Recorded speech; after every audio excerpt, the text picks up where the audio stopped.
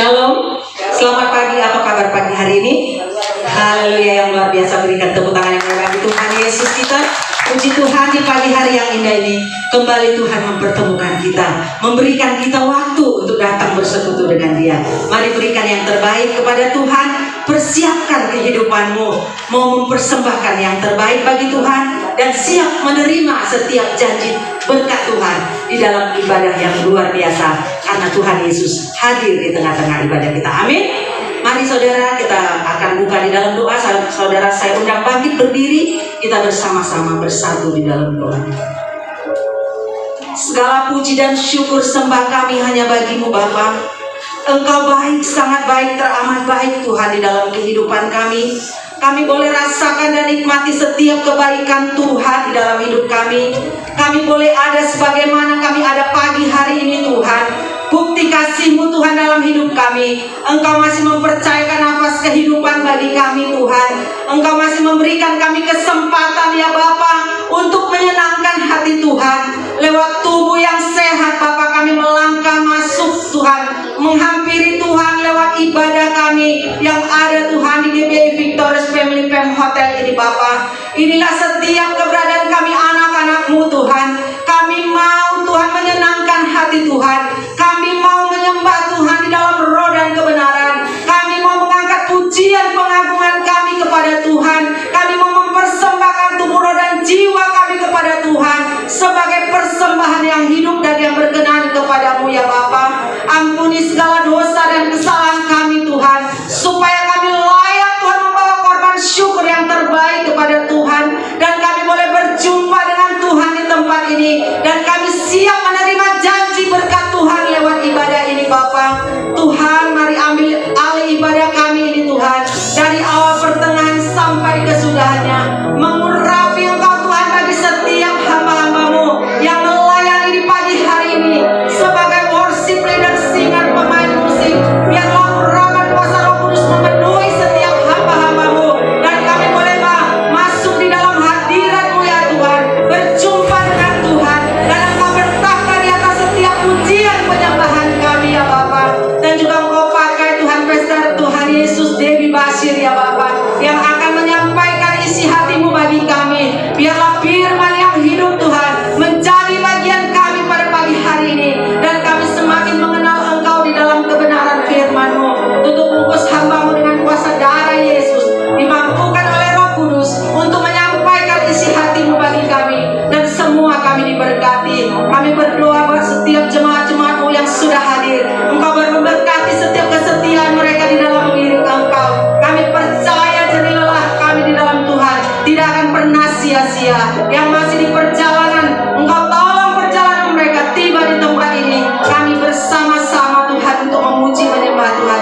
Segala kuasa yang bukan berasal daripada Tuhan, yang masih coba-coba ada di tempat ini, mengganggu kami, mengganggu konsentrasi kami, bersatu hati kami, tolong patahkan, hancurkan kuasanya di dalam nama Yesus. Kami hanya mengundang Kau Allah Roh Kudus berdaulat atas ibadah ini. Terima kasih Bapa. Kami mau buka ibadah ini di dalam nama Bapa, Putra, Roh Kudus, dalam nama Tuhan Yesus. Kami berdoa dan mengucap syukur. Sama-sama kita katakan amin. Haleluya. Silakan duduk. Selamat beribadah. Puji nama Tuhan. Shalom jemaat Tuhan. Kayaknya masih lemes nih pagi-pagi ya. Sekali lagi ya. Shalom jemaat Tuhan. Luar biasa hari ini, amin. Oke, kita mulai dari kita bangkit berdiri. Ya, kita mau bangkit berdiri, kita mau memuji meninggikan nama Tuhan. Kami naikkan syukur bagi-Mu Tuhan, karena nama Tuhan yang layak disembah. Haleluya.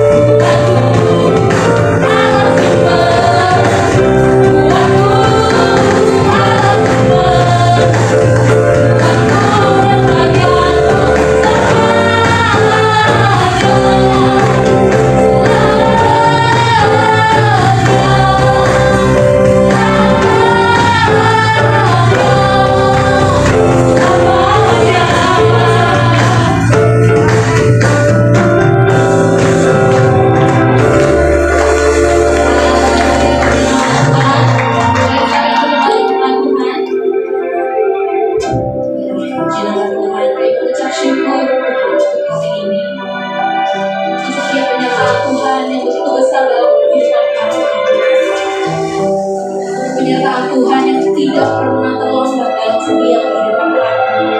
Sungguh bersyukur Tuhan bahwa di tempat ini kami kembali, kami datang dengan keadaan yang sehat. Semoga Tuhan memberikan kemuliaan Tuhan dalam setiap hidup kami. Dan sebab itu Tuhan, kami menaikkan semua pujian penyembahan kami yang keluar dari setiap mulut kami Tuhan. Biarlah yang mempermuliakan nama Tuhan saja. Terima kasih Tuhan.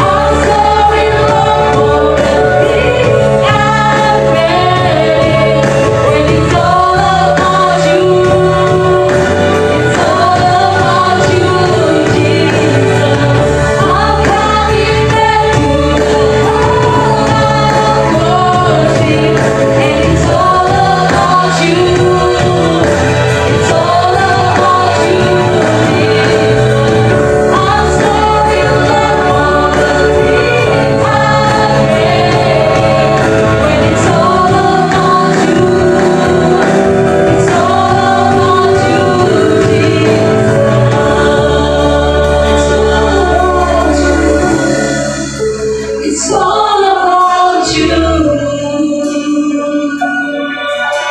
It's all about you, Jesus. It's all about you. It's all about you. It's all about you, Jesus. Terima kasih Bapak buat hari ini. Biar kami melandasi semua yang kami lakukan di hidup kami hanya berdasarkan kebenaran firman-Mu saja Tuhan. Karena itu hari ini Bapa, kami rindu untuk Engkau kembali mengisi hidup kami dengan kebenaran-Mu Tuhan. Hamba-Mu hanyalah alat-Mu, tetapi hikmat itu berasal dari Engkau sendiri, dari Roh Kudus-Mu Bapa. Karena itu urapi hamba-Mu yang tidak ada apa-apanya Tuhan. Sampaikan isi hati dan kebenaran-Mu bagi kami. Di dalam nama Tuhan Yesus, jadikan tanah hati kami menjadi tanah yang subur. Segala amarah, kebencian, kepahitan, kekhawatiran, ketakutan kami buang di dalam nama Yesus. Layakkan tanah hati kami Tuhan, agar benih firman Tuhan bertumbuh dan menghasilkan buah. Terima kasih Bapa. Kami buka hati bagi firman-Mu di dalam nama Tuhan Yesus. Yang percaya Tuhan di tengah kita, memberkati kita. Mari kita bersama. Amin, amin. Silakan duduk Bapak Ibu yang terkasih. Shalom. Bagaimana kabarnya hari ini? Luar biasa ya, karena kita punya Tuhan yang luar biasa. Iya, baik saudara, hari ini saya dapat tema dari gereja, yaitu menjaga keseimbangan hidup. Iya, menjaga keseimbangan hidup itu seperti apa saudara? Memang ya, ketika hidup kita ini tidak seimbang, maka semuanya menjadi kacau ya. Jadi ada orang-orang yang berkata, ya pokoknya saya itu yang rohani saja ya. Sehingga satu kali saya pernah ketemu dengan seorang pendoa syafaat saudara. Dia mengaku dia pendoa syafaat, panggilannya itu pendoa. Tapi setiap akhir bulan dia bingung cari orang untuk bantu dia bayar kontrakan. Ya, bayar kontrakan. Lalu saya mencoba bertanya, ya, sebenarnya tujuan hidupmu itu mau dibawa kemana? Oh, saya ini panggilannya pendoa, Bu. Kamu tidak kepengen kerja? Loh, kan saya pendoa. Saya ini hanya memikirkan hal-hal yang rohani. Tidak boleh saya bekerja karena saya ini pendoa. Saya bilang, kayaknya kamu salah dengar panggilanmu. Karena kalau Tuhan yang memanggil, kamu gak akan cari orang pinjam-pinjam uang sana sini untuk bayar kontrakan. Saya mau ngomong ya sama kamu, saya bilang, untuk mengikuti Tuhan dengan panggilan, kamu harus punya iman yang cukup. Kalau imanmu gak cukup, ya lebih baik kamu kerja sambil jadi pendoa. Tidak berdosa. Ketimbang kamu pinjam kanan kiri bikin malu, sampai kadang pinjam sama orang yang gak beriman. Ya, lalu orang yang tidak beriman tuh tanya, lah kamu kerjaannya apa? Oh, saya pendoa di gereja. Lah kan ini bikin malu saudara. Ya, saya juga pernah ketemu satu pengusaha kos-kosan. Ya, gimana Pak usahanya? Baik Bu, puji Tuhan ya. Di sini sih ada beberapa juga anak Tuhan yang saya tampung. Ya lumayan ya Pak, dapatnya tiap bulan lumayan sih. Tapi ya biasa Bu, kalau orang gereja, full timer, hamba Tuhan, pendoa, selalu minta diskon dengan alasan kita ini hamba Tuhan loh. Saya mau menghilangkan itu saudara. Ya kalau kita benar hamba Tuhan, loh hamba Tuhan itu kadang-kadang datang kita menjadi mujizat bagi orang. Amin apa amin? Bukan jadi batu sandungan. Kenapa akhirnya orang itu hidup jadi batu sandungan? Karena gak seimbang. Dia pikir dia melakukan hal rohani, padahal kadang Tuhan gak berkenan dengan yang dia pikir rohani itu. Nah ini loh bahayanya saudara. Satu kali ada seorang suami yang telepon saya, Bu Dewi, iya tolong ibu nasihati istri saya. Kenapa? Tiap hari doa Bu, pagi doa, siang doa, malam doa. Saya tanya makanan saya mana, urus sendiri, saya doa. Saya bilang bawa sini istri bapak, saya baptis ulang, saya rendam 20 menit. Supaya dia buka mata langsung di rumah bapak di sorga. Nggak ada saudara istri yang mengaku rohani dekat Tuhan tapi nggak layani suaminya. Kalau istri itu dekat Tuhan, dia layani suaminya. Amin ibu-ibu. Amin ya. Tunggu. Ini mic-nya kenapa ya? Tes 1 2 3 3 2 1. Iya. Saya bilang kalau dia berkata dia rohani, dia dekat Tuhan, kerjaannya tiap hari doa, orang berdoa itu ketemu Tuhan. Nah kalau ketemu Tuhan tuh buahnya manis. Amin Bapak Ibu. Nah kalau engkau menjadi batu sandungan di rumah, sampai suaminya telepon, iya Bu, heran juga saya. Ya nanti doa di gereja, doa di rumah, doa di mana, katanya doa. Ya maaf loh, sampai melayani kebutuhan suami itu sudah dianggap dosa. Ya saya bilang ya itu ya tersesat istri bapak. Harus dikasih tahu lagi kebenaran firman, karena saudara orang-orang yang dia berpikir dia rohani, dia mengejar hal yang rohani, tapi padahal dia nggak seimbang, justru menjadi dosa. Waktu kita ketemu Tuhan, saya bilang, ya makanya ada juga istri-istri yang datang, Bu, suami saya itu marah kalau saya ke gereja, dia marah kalau saya ikut persekutuan, dia marah kalau saya doa. Saya bilang berarti ada yang salah sama hidup ibu. Ya kalau ibu berbuah benar di dalam keseimbangan hidup, suamimu pasti akan mendukung. Kenapa ibu pulang doa, ibu tanya dia, saya apa yang kamu butuhkan? Sebelum kamu pergi doa, aku mau pergi doa, apa lagi yang kamu butuhkan? Sarapan sudah aku siapin, bajumu udah, semua udah, apa lagi? Sebelum saya pergi, saya siapin dulu. Ya, pulang juga saudara tanya, apa yang kau butuhkan? Nggak mungkin ada suami yang marah ketika melihat istrinya semakin bertumbuh dan berbuah manis. Itu suami gila. Tapi kalau istri berbuah manis, pasti malah suaminya bilang, pergi lagi kau, nggak doa. Karena dia melihat ketika istrinya itu dekat Tuhan, hidupnya juga berubah, jadi semakin baik. Saudara jangan bilang kita mengejar hal-hal yang rohani, padahal hidup kita itu tidak sesuai. Nah kita harus menyeimbangkan diri kita. Lalu ada lagi orang itu saudara yang hanya mengejar hal-hal jasmani. Coba kita baca bersama. Ya, saya dikasih ayat dari gereja 1 Timotius 4 ayat 8. Kita baca 1 Timotius pasal yang keempat ayat yang ke-8. Kita baca sampai ayat 11 saudara. Firman ini berkata begini, kita baca 1 2 3. Latihan badani terbatas gunanya, tetapi ibadah itu berguna dalam segala hal karena mengandung janji baik untuk hidup ini maupun untuk hidup yang akan datang. Ya, ayat yang tadi dulu, nanti ya baru ayat yang ke-9. Ayat ini berkata, jadi ada orang yang melakukan latihan badani. Bagus, kita harus menjaga badan kita. Jasmani kita harus dijaga. Karena kalau kita nggak sehat juga tidak bisa memuliakan Tuhan. Saya sekarang belajar untuk hidup sehat. Bangun pagi makan buah, nanti siang baru makan yang berat. Sore sudah tidak makan, sekarang tambah olahraga. Makanya jadi semakin keren. Amin saudara. Iya, harus diperhatikan ya. Kenapa saudara? Karena ya kalau badan kita nggak sehat, kita nggak bisa memuliakan Tuhan. Ya perhatikan cara hidupmu. Jangan sampai saudara makan sembarangan, jangan saudara minum sembarangan. Ya jaga hidup kita. Ya kalau bisa ya kurang-kurangilah gorengan, apalagi di luar. Karena sekarang minyak mahal. Ya kata Ibu Mega rebus saja. Jadi ibu-ibu sekarang bikin peyek direbus.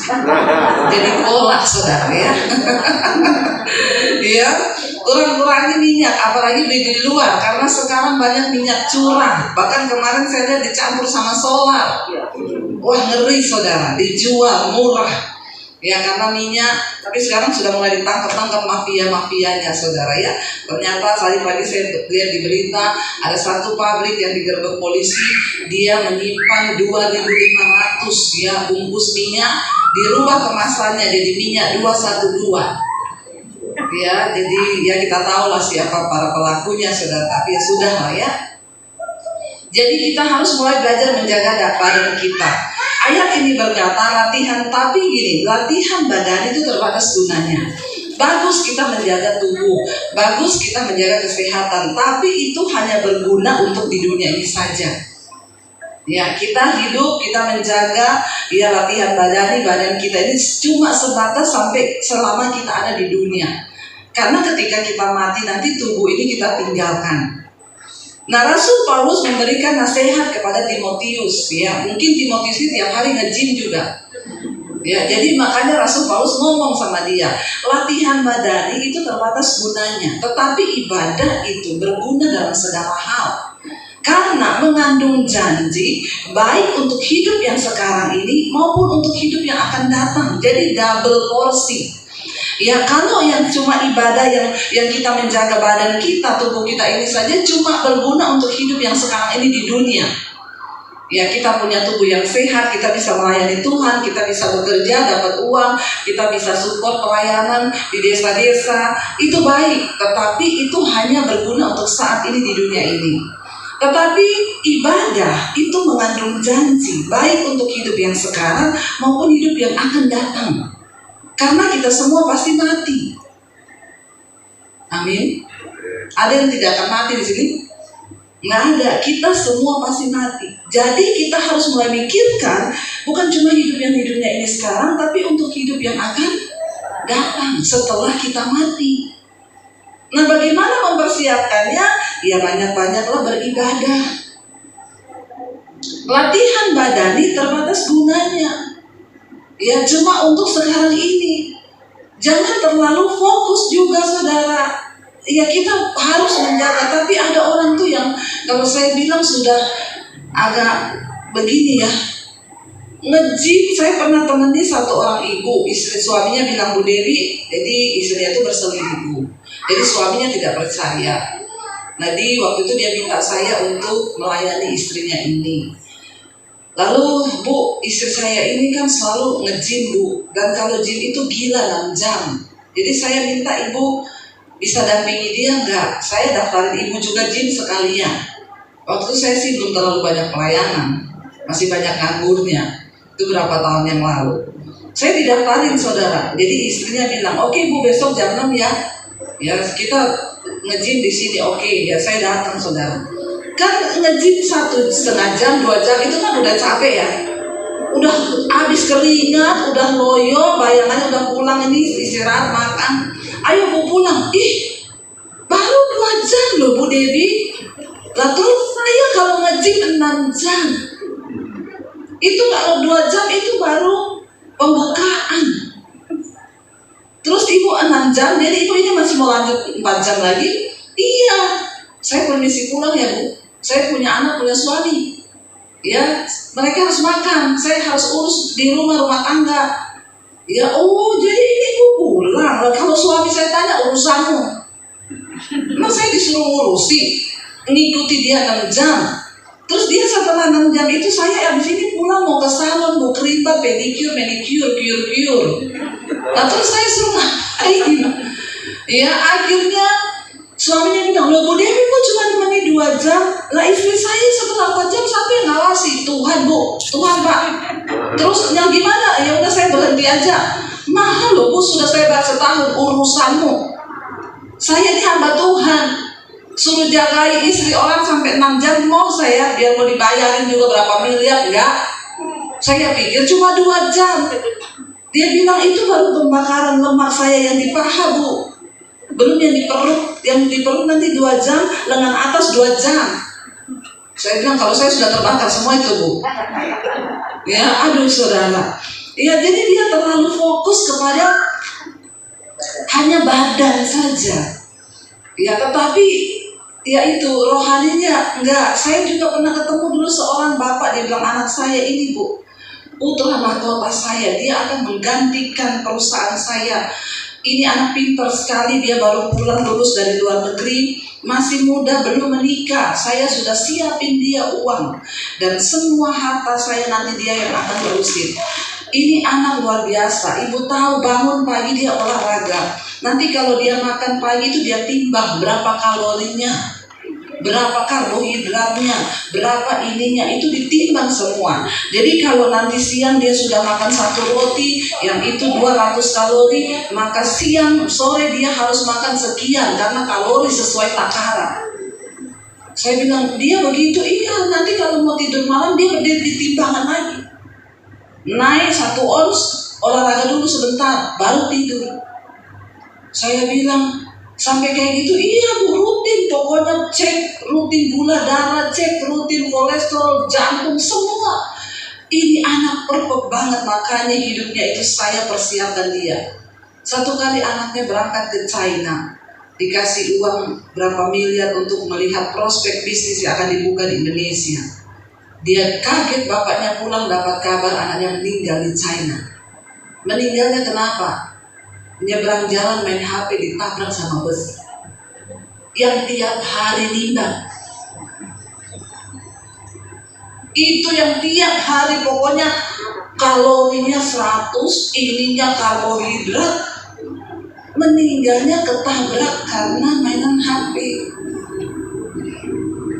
Saudara, kita boleh memperhatikan, tetapi jangan lupa banyak orang akhirnya memberkarakan latihan badani karena dia pikir itu sudah segala-galanya. Kita lupa latihan badani itu terbatas gunanya. Tetapi ada satu hal yang lebih penting, adalah ibadah itu berguna dalam segala hal. Jadi artinya Yesus tuh mau ngomong gini, saudara, apapun yang engkau lakukan di dunia ini, engkau harus melandasinya atas dasar itu ibadahmu kepada Tuhan. Makanya Alkitab berkata, apapun yang engkau lakukan, entah itu dengan perbuatan ataupun dengan perkataan, lakukanlah itu dengan segenap hati, seperti untuk Tuhan dan bukan untuk manusia. Kalau engkau bekerja di kantor, bekerjalah seolah-olah itu untuk Tuhan, bukan untuk bosmu. Kalau kita bekerja untuk bos, maka kalau dilihat bos kita rajin, akhirnya itu yang menjadikan kita ini menjadi penjilat. Ya, kalau ada orangnya saya kelihatan rajin, orang kayak begini tidak mungkin diberkati. Ada orang-orang tampil di depan lain, di belakang lain, mau mencari kehormatan bagi diri sendiri, tetapi dibangun bukan atas dasar ibadah. Tuhan mau kita membangun semuanya di atas dasar ibadah. Maaflah saudara, maaf, pelayanan yang kita lakukan di dalam gereja pun itu bisa jadi tidak bernilai rohani waktu kita melakukannya tidak berdasarkan ibadah kita kepada Tuhan.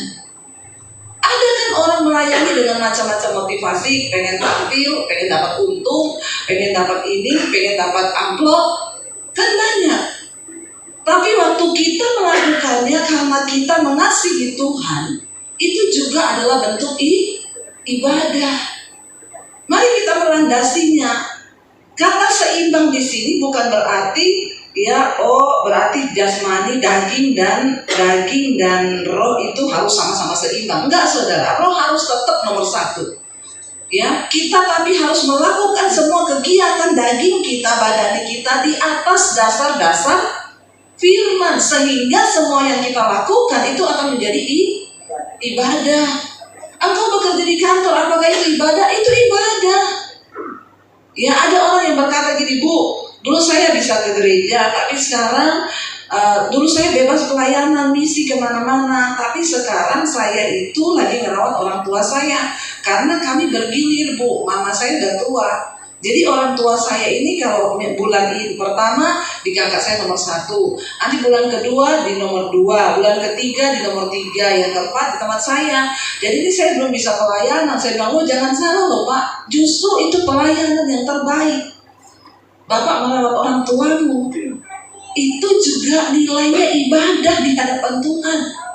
Bukan waktu kita berdiri di mimbar saja. Ketika engkau melayani orang tuamu dengan dasar engkau mengasihi Tuhan dan engkau melakukan itu seolah-olah untuk Tuhan, itu juga ibadah. Makanya banyak orang salah berpikir bahwa pelayanan itu di atas mimbar. Saya dari dulu gak pernah peduli, mau saya di blacklist di gereja, mau apapun, saya pernah mengalami. Tapi bagi saya pelayanan itu bukan di mimbar. Saya nginjili sopir taksi itu juga pelayanan. Saya nginjili sopir taksi, satu dia bertobat, malaikat di surga bersorak-sorai. Ketimbang saya khotbah di gereja 1000 orang, gak ada yang bertobat satupun. Mana yang lebih bernilai rohani? Ya iya, asal ada yang dijamah Tuhan cukup.